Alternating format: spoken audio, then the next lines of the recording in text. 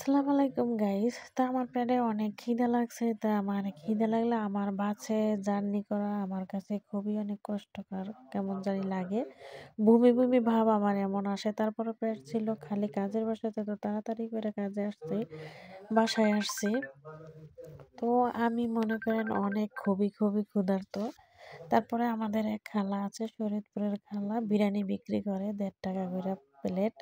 তো আমি ভাবলাম তাহলে আমি বিরিয়ানি খেয়ে নিই। তারপরে বিরিয়ানিটা দেখে আমার কাছে অসাধারণ লাগছে। যেহেতু দেশের বলতে কথা, দেশে খায়, এদেশে খাইলেও তো এরকমের না, কিন্তু আসলে কিন্তু অসাধারণ হয়েছে। তারপরে বিরিয়ানি খাবার পরে দেখলাম যে খালায় পিঠা বানাইতেছে, ভাপা পিঠা, এটি হচ্ছে ভাপা পিঠা। তারপরে হচ্ছে নারিকেল।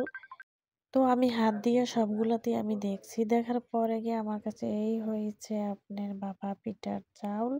তাই ভালো লাগলে অবশ্যই লাইক, কমেন্ট, সাবস্ক্রাইব করতে ভুলবেন না।